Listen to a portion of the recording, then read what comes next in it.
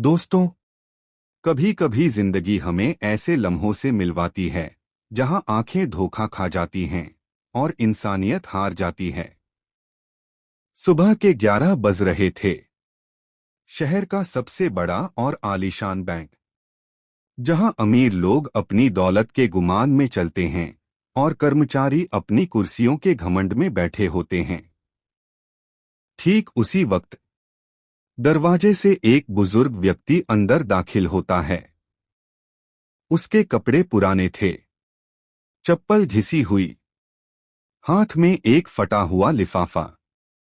लेकिन उसकी चाल में एक ठहराव था, जैसे ज़माना बदलने की तैयारी में हो। लोगों की नजरें घूरने लगीं। कुछ फुसफुसाए, ये यहां क्या कर रहा है?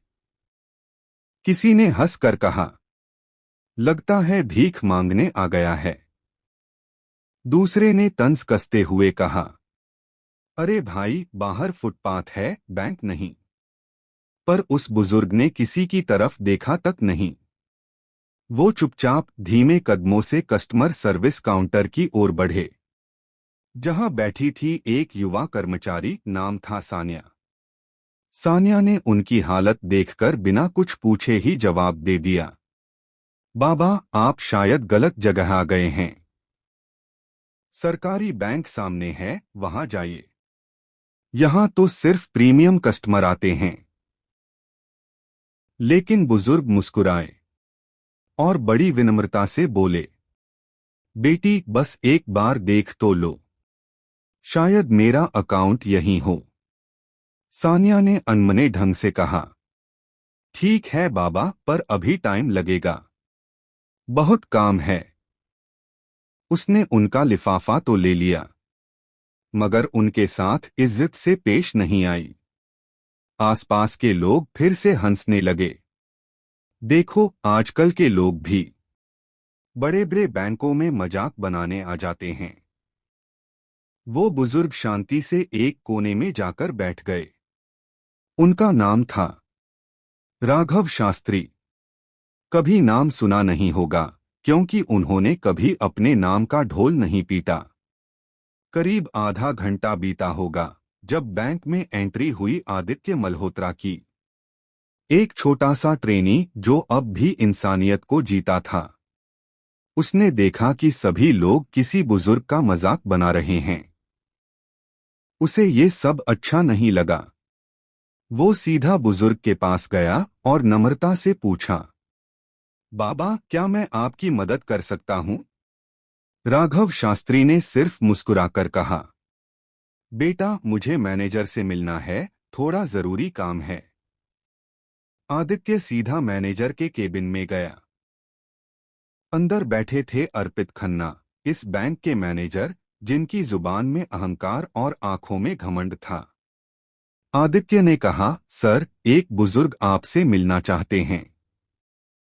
मैनेजर ने बिना सिर उठाए जवाब दिया, मेरे पास ऐसे लोगों के लिए टाइम नहीं है। कह दो, बैठा रहे। जब थक जाएगा तो खुद चला जाएगा। आदित्य दुखी मन से लौटा और राघव शास्त्री से कहा, बाबा, आपको थोड़ा इंतजार करना पड़ेगा। राघव शास्त्री ने सिर हिलाया और फिर से शांतिपूर्वक बैठ गए। घंटा बीत गया, लेकिन कोई नहीं आया। लोग आते जाते उन्हें देखते और हंसते। आखिरकार उन्होंने खुद उठकर मैनेजर से मिलने का फैसला किया। धीमे धीमे कदमों से वे मैनेजर के केबिन की तरफ बढ़े। अर्पित खन्ना ने जैसे ही उन्हें देखा, चिढ़ते हुए बोला, बाबा, क्या चाहिए? फालतू में क्यों परेशान कर रहे हो? तुम्हारे अकाउंट में पैसे नहीं होंगे, इसलिए अकाउंट बंद हो गया होगा। अब यहां से जाओ। राघव शास्त्री ने बेहद विनम्रता से कहा, बेटा, एक बार मेरा लिफाफा देख लो, शायद तुम्हारी सोच बदल जाए। मैनेजर हंस पड़ा, मैं लोगों के कपड़े देखकर बता सकता हूं कि उनके अकाउंट में क्या होगा। तुम्हारे पास कुछ नहीं है, बाबा। अब जाओ, वक्त बर्बाद मत करो। राघव शास्त्री ने चुपचाप अपना फटा हुआ लिफाफा उनकी टेबल पर रख दिया और कहा, ठीक है बेटा, फुर्सत मिले तो देख लेना। और फिर बिना कुछ कहे चले गए। बैंक में कुछ पल के लिए सन्नाटा पसर गया। कोई कुछ कह नहीं पाया। लेकिन आदित्य का दिल बेचैन था। उसने चुपके से वह लिफाफा उठाया और बैंक के सिस्टम में राघव शास्त्री का अकाउंट सर्च किया। जो सामने आया उसने उसके होश उड़ा दिए। राघव शास्त्री इस बैंक के 80% शेयर होल्डर थे। बैंक के असली मालिक। इस पूरे बैंक का निर्माण उन्हीं के निवेश से हुआ था। आदित्य की आंखों में सम्मान के आंसू आ गए। उसने तुरंत रिपोर्ट तैयार कर मैनेजर के टेबल पर रख दी। लेकिन मैनेजर ने उसे घूरते हुए कहा, मुझे ये ड्रामा मत दिखाओ। ऐसे लोग अकाउंट के झूठे कागज बना लेते हैं। जाओ यहां से। आदित्य समझ गया। अहंकार इतना गहरा बैठ गया है कि सच्चाई दिख भी जाए तो लोग मानते नहीं। वो चुपचाप वहां से चला गया। लेकिन अगले दिन के लिए कुछ बड़ा सोच लिया। क्योंकि कभी कभी सच्चाई को उजागर करने के लिए चुप रहना भी काफी नहीं होता। कभी कभी उसे पूरी दुनिया के सामने लाना पड़ता है। और फिर अगला दिन लाने वाला था इस बैंक की पूरी दुनिया बदल देने वाला तूफान। क्या राघव शास्त्री दोबारा आएंगे? क्या घमंडी मैनेजर को अपनी गलती का एहसास होगा? और क्या आदित्य इस अन्याय के खिलाफ खड़ा हो पाएगा? यह जानने के लिए जुड़े रहिए अगले भाग में, जहां असली पहचान सामने आएगी और झूठ का घमंड चूर चूर होगा। अगर आप भी सोचते हैं कि दुनिया को ऐसे सच दिखाने चाहिए, तो इस वीडियो को अभी छोड़ दीजिए, क्योंकि शायद आप सच्चाई से डरते हैं। या फिर अगर आप सच्चाई का सामना कर सकते हैं, तो क्वाइटली सब्सक्राइब कर लीजिए। शायद अगली कहानी में आप खुद को देख लें।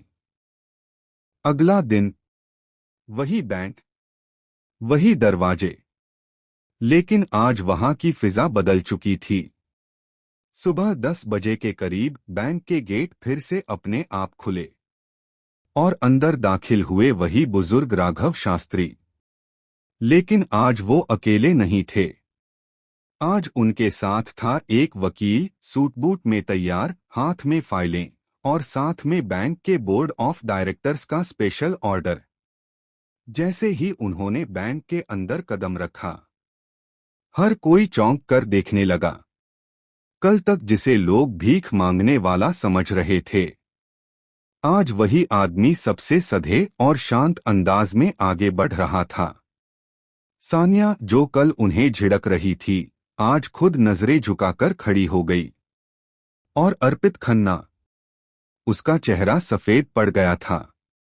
पसीना माथे पर साफ दिख रहा था।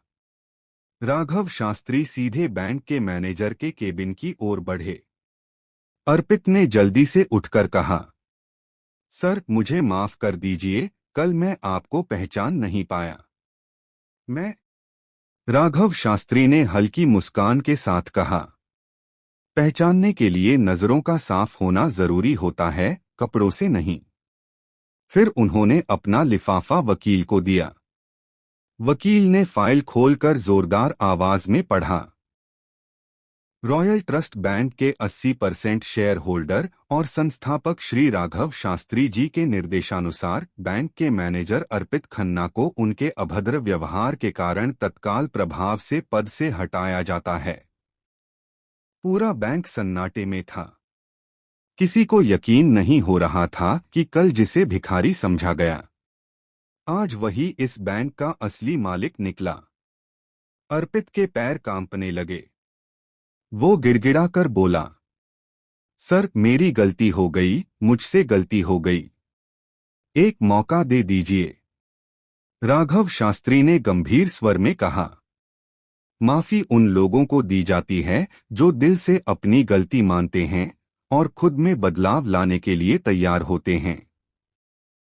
लेकिन जो लोग केवल डर के कारण झुकते हैं, उनके लिए माफी भी एक मजाक बन जाती है। अर्पित खामोश खड़ा रह गया। उसके पास अब कोई जवाब नहीं था। राघव शास्त्री ने आगे कहा, इस बैंक को मैंने गरीबों की मदद के लिए बनाया था, ताकि कोई अमीर गरीब के फर्क से इंसानियत को ना तौले। लेकिन अफसोस, यहां तो लोगों को कपड़े देखकर ही जज किया जाता है। फिर उन्होंने कहा, अब इस बैंक के मैनेजर पद की जिम्मेदारी दी जाती है उस इंसान को जिसने मुझे इंसान समझा, दौलत का मालिक नहीं। आदित्य मल्होत्रा, अब से तुम इस बैंक के नए मैनेजर हो। आदित्य चौंक गया। उसे यकीन ही नहीं हो रहा था। उसने कांपते स्वर में कहा, सर, मैं तो सिर्फ एक ट्रेनी हूं। इतनी बड़ी जिम्मेदारी? राघव शास्त्री ने मुस्कुराकर कहा, बेटा, जिम्मेदारी ओहदे से नहीं, नियत से निभाई जाती है। तुम्हारी नियत साफ है, यही इस बैंक को आगे बढ़ाएगी। पूरे बैंक में तालियां गूंज उठीं। जो लोग कल तक बुजुर्ग का मजाक बना रहे थे, आज उन्हीं की आंखें शर्म से झुकी हुई थीं। सानिया भी सामने आई और बोली, सर, मुझसे भी बहुत बड़ी गलती हुई। क्या मैं उसे सुधार सकती हूं? राघव शास्त्री ने कहा, सुधार करने के लिए शब्द नहीं, कर्म जरूरी हैं। अगर सच में बदलना चाहती हो तो लोगों को उनके हालात से नहीं, उनके दिल से पहचानो। सानिया चुपचाप सिर झुकाकर चली गई। बैंक का माहौल पूरी तरह बदल चुका था। ग्राहकों ने भी जाना कि असली इंसानियत क्या होती है। लेकिन कहानी यहीं खत्म नहीं होती। शाम को बैंक के बाहर वही राघव शास्त्री चुपचाप फुटपाथ पर खड़े थे। आदित्य ने पास आकर पूछा, सर, आप यहां क्यों खड़े हैं? आपकी गाड़ी कहाँ है? राघव शास्त्री ने मुस्कुराकर कहा, बेटा, मैंने कभी गाड़ी नहीं खरीदी। जो लोग जमीन से उठकर आसमान तक पहुंचे हैं, उन्हें जमीन छोड़ना नहीं चाहिए। कभी कभी पैदल चलकर ही असली रास्ते दिखाई देते हैं। आदित्य चुप हो गया। उसने जाना कि सच्चा अमीर वो होता है जो दिखावे में नहीं, अपने कर्मों में बड़ा होता है। राघव शास्त्री के साथ साथ वो भी फुटपाथ पर चल पड़ा, दुनिया के दिखावे से दूर, सच की तलाश में। लेकिन इस कहानी का आखिरी मोड़ अभी बाकी था। राघव शास्त्री के फोन पर एक कॉल आता है, जिसमें कोई कहता है, सर, आपके नाम पर रॉयल ट्रस्ट ग्रुप में फर्जी ट्रांसफर की खबर मिली है। क्या आप तुरंत हेड ऑफिस आ सकते हैं? राघव शास्त्री की आंखों में गंभीरता आ जाती है। कहानी का असली युद्ध तो अब शुरू होने वाला था। क्या राघव शास्त्री अपनी सच्चाई को फिर से साबित कर पाएंगे? क्या आदित्य उस मुश्किल वक्त में उनका साथ निभा पाएगा? और क्या ये बैंक सच्चे मायनों में इंसानियत का मंदिर बन पाएगा? जवाब मिलेगा अगले भाग में, जहां सच्चाई के रास्ते और भी कठिन होंगे, लेकिन कदम कभी पीछे नहीं हटेंगे। अगर आपको लगता है कि असली ताकत दिखावे में नहीं, सच्चाई में होती है, तो शायद ये चैनल आपके लिए नहीं है। क्योंकि यहां हम दिखावे के नाम पर व्यूज नहीं, सच के नाम पर इज्जत कमाते हैं। पर अगर फिर भी आप दिल से मानते हैं कि ऐसी कहानियों को सुनाना और सुनना जरूरी है, तो चुपचाप सब्सक्राइब कर दीजिए। शायद अगली कहानी आपके अंदर के इंसान को भी जगा दे। शाम ढल चुकी थी। बैंक में हुई हलचल के बाद अब राघव शास्त्री और आदित्य दोनों हेड ऑफिस की ओर बढ़ रहे थे। रास्ते भर एक सवाल दोनों के दिल में गूंज रहा था, क्या कोई सचमुच उनके नाम पर फर्जीवाड़ा कर रहा है, या फिर यह भी उन्हीं लोगों की चाल है जिन्होंने उन्हें कभी उनकी पहचान से नहीं, उनके कपड़ों से परखा। हेड ऑफिस पहुंचते ही माहौल बिल्कुल अलग था। बोर्ड ऑफ डायरेक्टर्स की मीटिंग पहले से ही बुला ली गई थी। कमरे में बैठी थीं वही बड़ी हस्तियां जो कल तक राघव शास्त्री को पहचानने से भी इनकार कर रही थीं। एक वरिष्ठ निदेशक ने कठोर स्वर में कहा, शास्त्री जी, आपके नाम से 50 करोड़ रुपए का फर्जी ट्रांसफर हुआ है। क्या आप इस पर कुछ कहना चाहेंगे? राघव शास्त्री शांत रहे। उन्होंने न अपनी आवाज ऊंची की न चेहरा बदला। सिर्फ इतना कहा, सच को साबित करने के लिए शोर करने की जरूरत नहीं होती बेटा। बस थोड़ी देर इंतजार कर लो।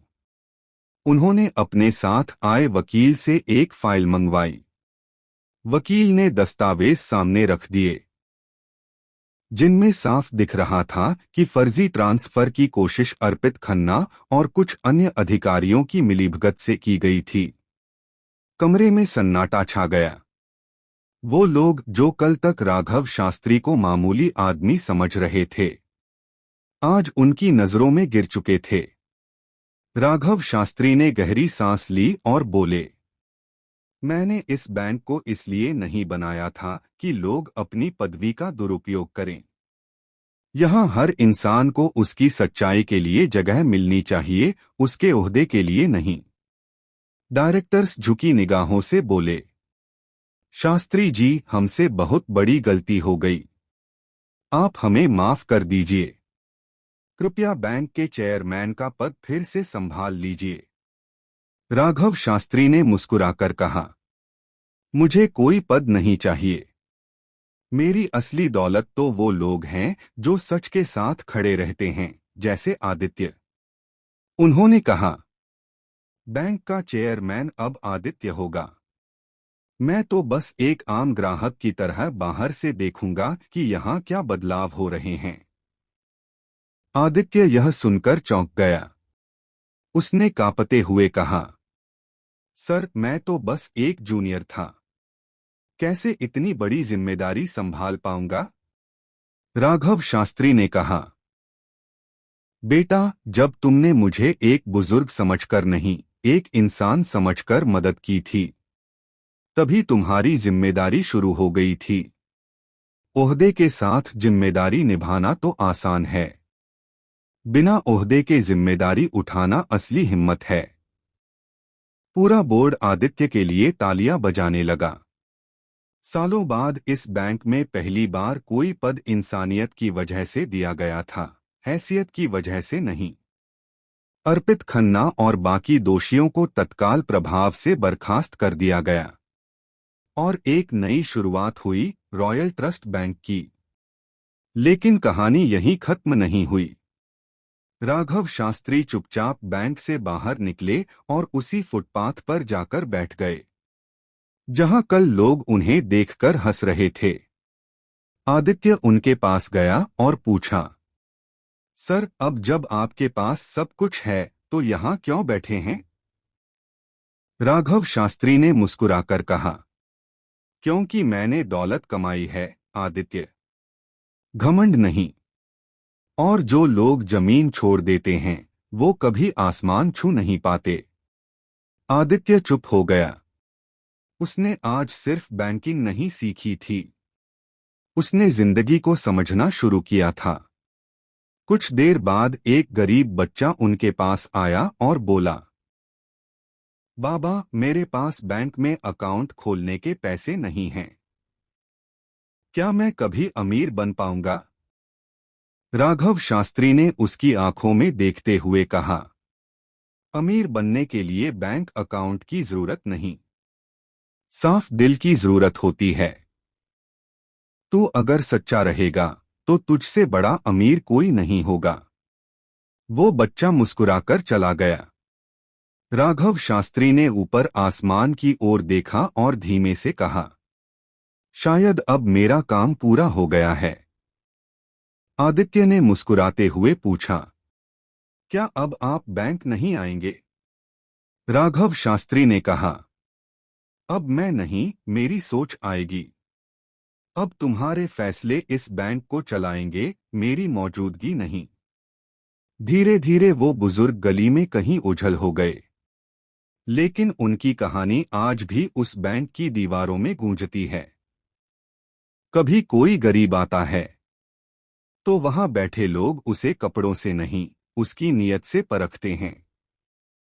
कभी कोई बुजुर्ग आता है तो उसे बाहर नहीं निकाला जाता, बल्कि अंदर बिठाकर चाय पिलाई जाती है, क्योंकि एक बुजुर्ग ने साबित कर दिया था, दौलत बड़ी नहीं होती, सोच बड़ी होती है। और हाँ, अगर आपको लगता है कि ऐसी कहानियां बेकार हैं और आप सिर्फ वायरल ट्रेंड्स के पीछे भागते हैं, तो प्लीज इस चैनल को कभी मत सब्सक्राइब करना। यह चैनल उन लोगों के लिए नहीं है जो सिर्फ व्यूज गिनते हैं। यह उनके लिए है जो दिल की आवाज सुनते हैं।